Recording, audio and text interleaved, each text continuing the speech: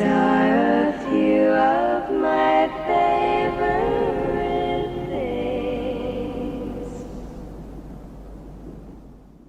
We were somewhere on the edge of the desert when the games began to take hold.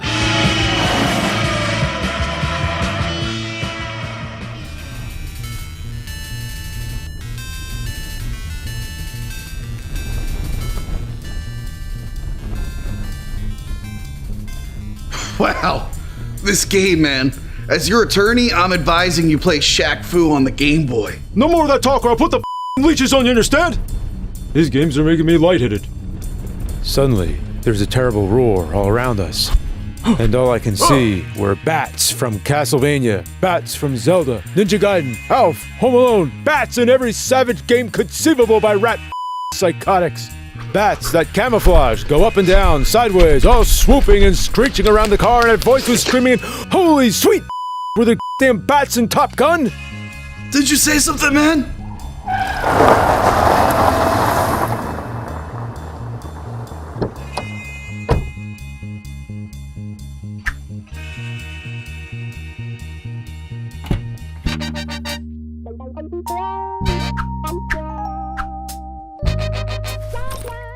We had 20 LJN games, 10 or more by Color Dreams. We had 2 sealed copies of Jekyll and Hyde, one of them officially graded. We had over 35 copies of E.T., a Virtual Boy, a Wonder Wizard, a JVC-XI, a Dendy Jr., an FM Towns Marty, an Aquarius Mini Expander, and a Name a Prod TVG-10. We had all the hellishly intense games with the most grim graphics, the most chicken controls, and sounds capable of shaking you right down to the core of your spleen. We had every broken side-scroller, every cryptic where the do you go type of game, and a whole galaxy of bafflers, glitchers, screamers, laughers, and a roll of toilet paper.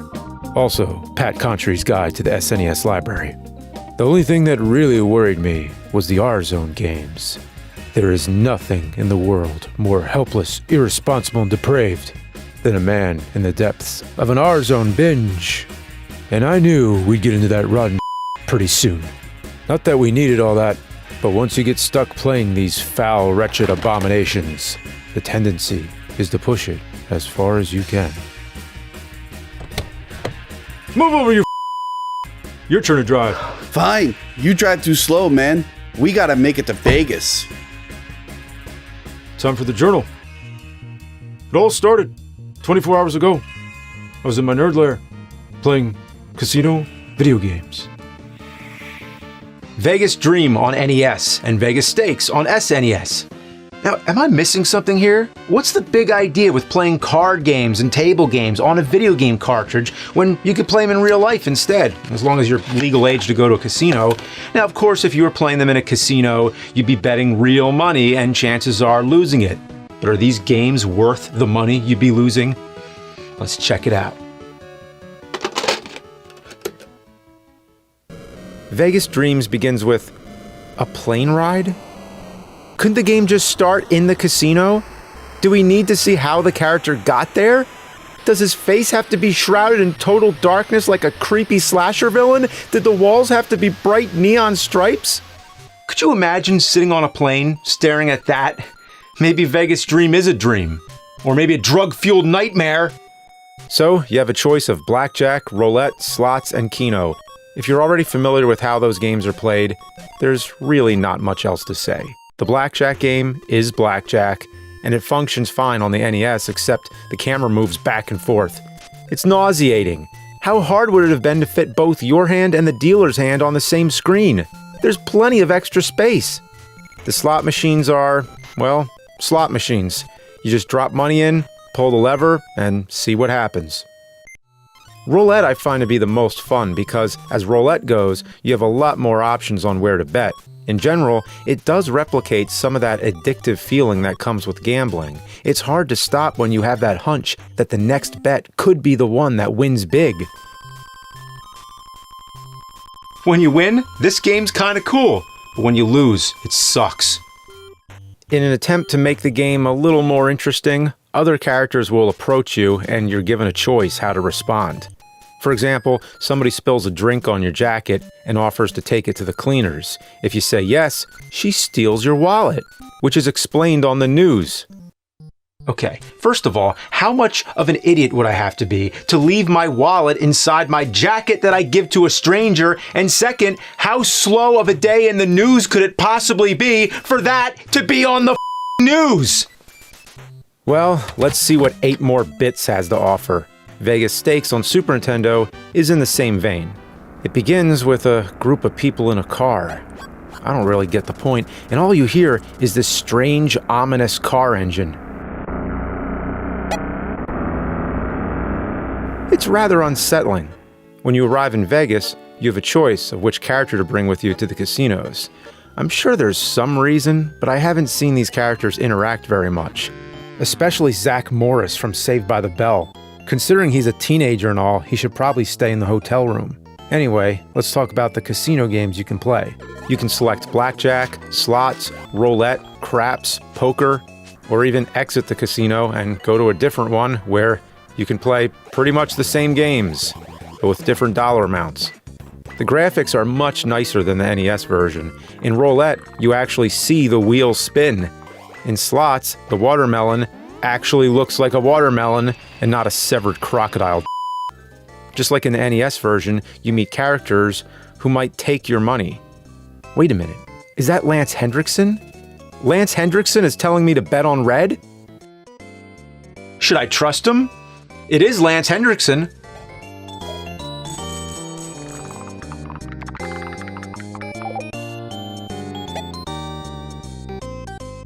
Wow, Lance Hendrickson's an Somebody comes up to you and asks if they can hang around you. The options are, sure, why not? Or, beat it, you loser.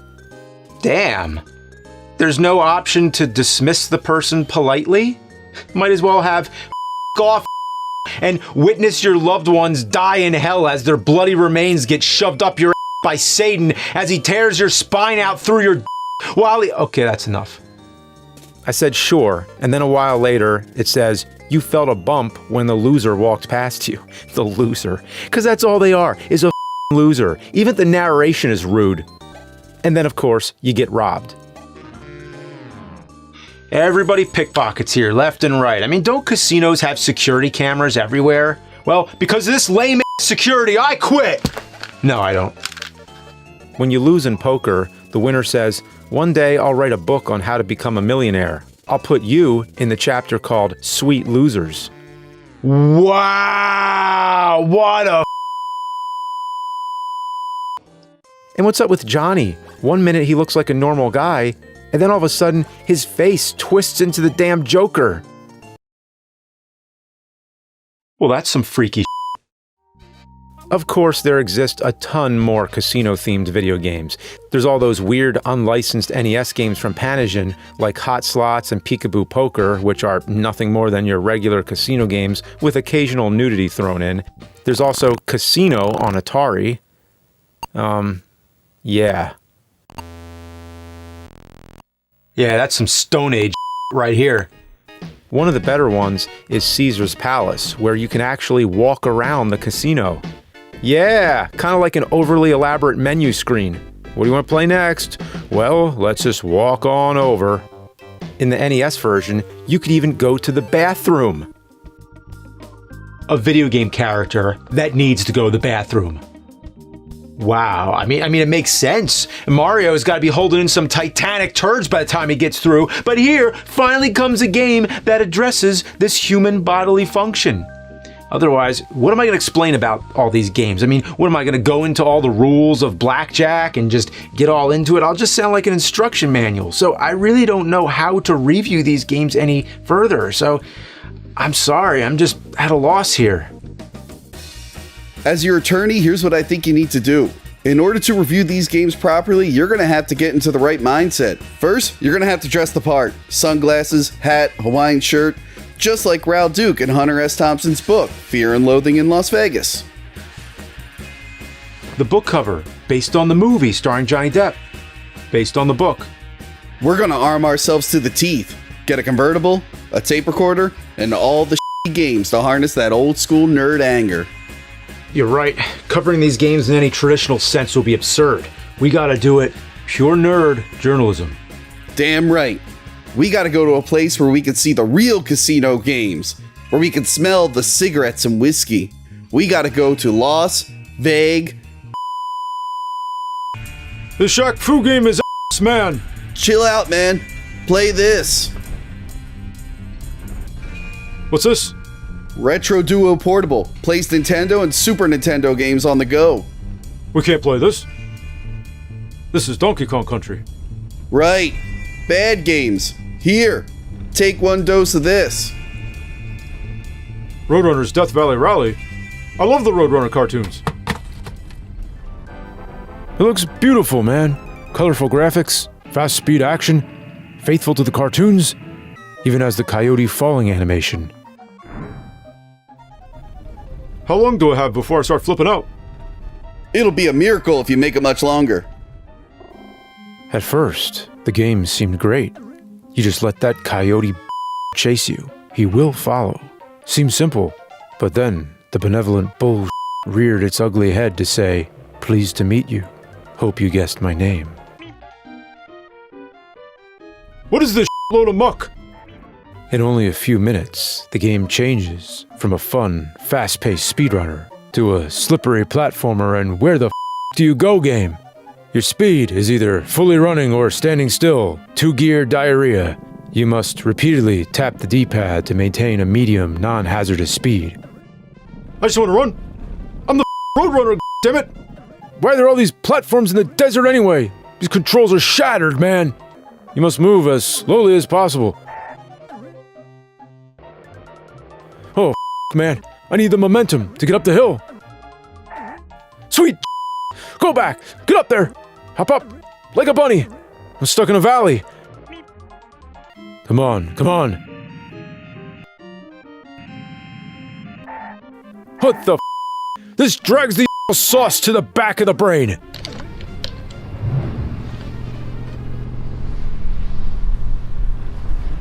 Let's give that boy a lift.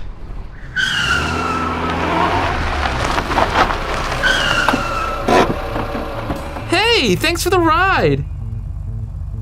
You sure about this? I am playing Roadrunner's Death Valley Rally. Is that up your alley? I'm just admiring the shape of your skull. Okay. Well, get in.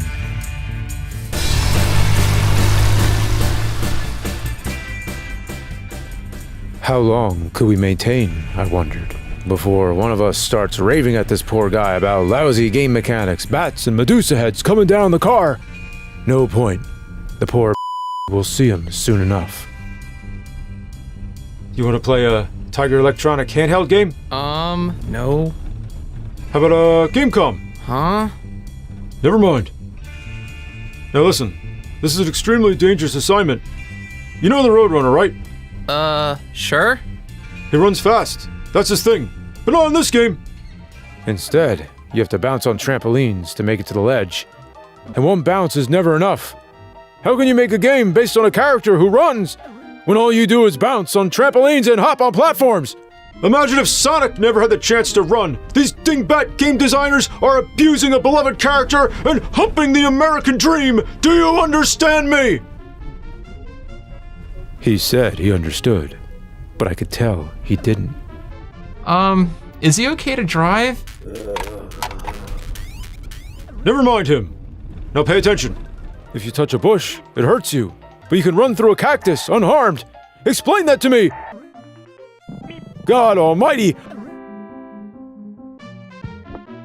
No! It's only the beginning of the game. Why is it so damn difficult? Where do I go? I guess down there. It takes a leap of faith, man. Those heartless swines give you only 3 lives? No continues? Those gutless this savage piece of engineering!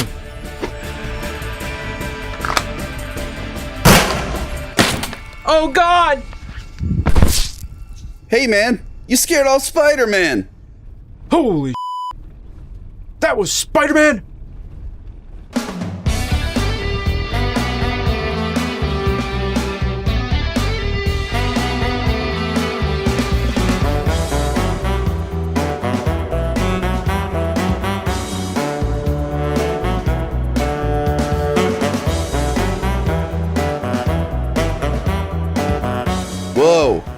They fixed this place up pretty good after that monster attacked. You actually saw that thing. Why don't you talk about it more? What happens in Vegas stays in Vegas.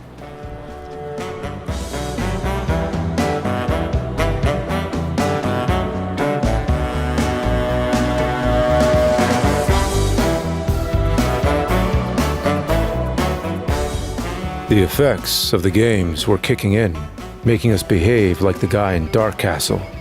Total loss of basic motor skills, blurred vision. You watch yourself behave in this manner, but can't control it, like the LJN Rollin' Rocker. Menacing vibrations were all around us. We were heading into trouble, pushing our luck. And I knew we were gonna ride this torpedo turd to a place where the buffalo runs. We forgot! We gotta play casino games! Oh, right.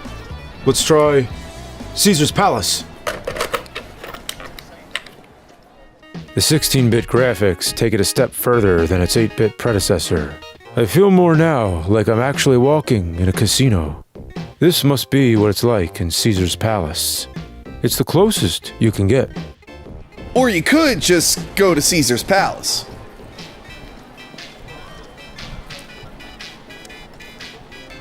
As we observed the various casinos, horrible realities began to dawn on us. Casinos are like video games. They're designed like labyrinths, such as Milon's Secret Castle, with no clear exit. Those gutless want you to stay, to keep spending your money. They lure you in with bright lights, pretty graphics, like Roadrunner. It looks nice. You get entranced, and once you're in, you're stuck, with no clocks or windows to the outside world. You're teased with near wins and games designed to give you the illusion of control. Casino patrons are the same as video game nerds. You either waste your money on the slots and tables, or a video game. In the retro age, we had no internet to tell us if a game was bad. It was all a gamble, with higher odds to the house. Take for instance those heartless swines at LJN, the big, proud, golden nugget of You place your bets on Jaws, Friday the 13th, and Back to the Future, but chances were you'd roll craps. Was it possible that we've gone to such excess that I couldn't look at any game without seeing an introspective nightmare?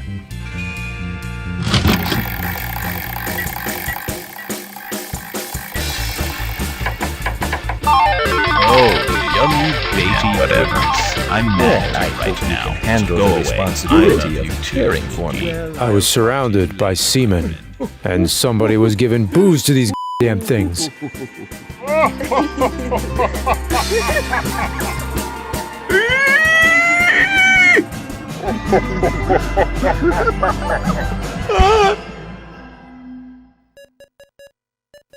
We were stuck in a vortex, playing whacked-out games, and there was no telling how deep into degeneracy filth we would go. I don't get it.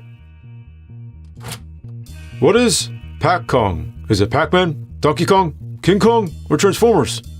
You gotta be crazy on acid to think that thing looks like a Transformer. Well, it's none of the above. Just a generic ladder platformer. This isn't what I need, man. Right. As your attorney, I'm advising you to try LSD. Or the PlayStation. It was only ever released in Japan because nobody else could handle it. This game, I warn you, is like one of God's high-powered prototypes. A mutant of some kind, never even considered for mass production.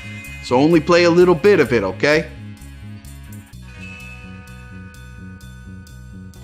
At first, it seemed like nothing. You just walk around aimlessly in 3D environments. But then, it kicked in.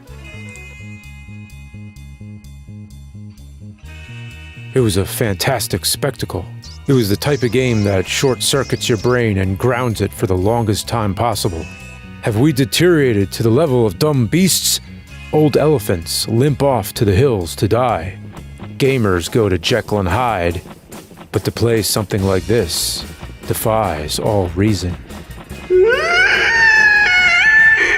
You play too much, man. You play too much.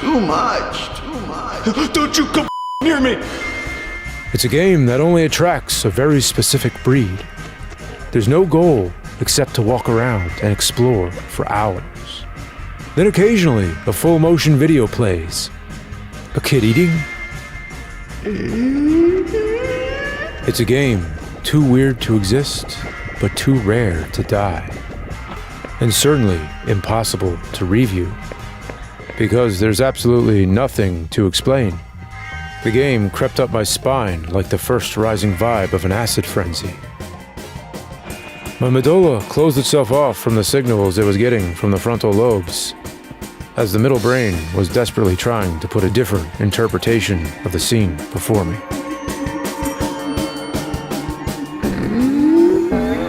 Let me try.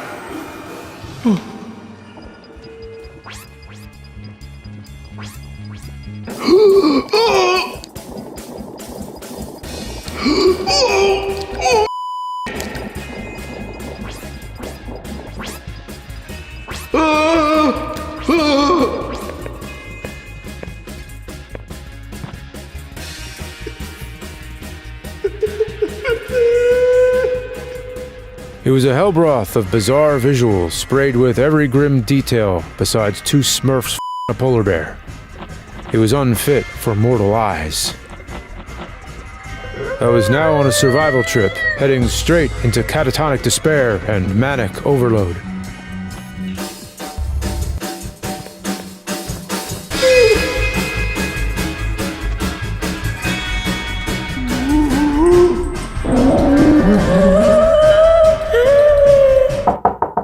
Room service! It's the narcs! They'll run us down like dogs! What, you think they're gonna lock us up for playing LSD? Lock us up? No, they'll kill us, man! Just like a narc. Drug dealers and junkies get no fair trial. The cops just murder you on the spot. Who smokes the blunts?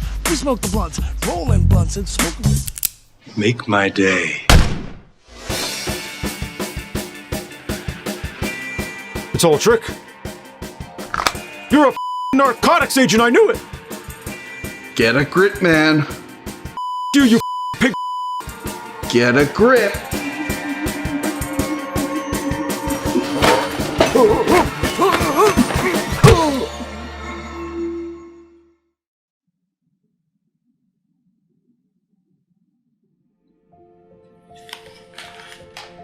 When I came to, there was evidence in this room of excessive consumption of almost every type of foul, rotten video game known to civilized humans since 1972 AD. These were not the hoofprints of your normal video game addict.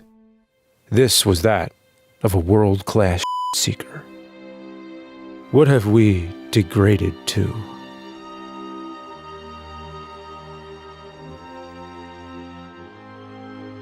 What was the meaning of this trip? Had I come to Vegas to work on a review? Or to reflect on a doom-struck era when an eager gaming culture thought anything with robots, ninjas, and dinosaurs guaranteed happiness at $50 a hit? That retro age was a special time to be a part of. No words can touch that sense of knowing that you were there and alive. When any game based on Batman, The Simpsons, or Ninja Turtles had to be awesome. There was a fantastic universal sense that we were riding the crest of a high and beautiful pop culture neon wave. And now, you can stand at the top of a steep hill of the modern decade and look to the past.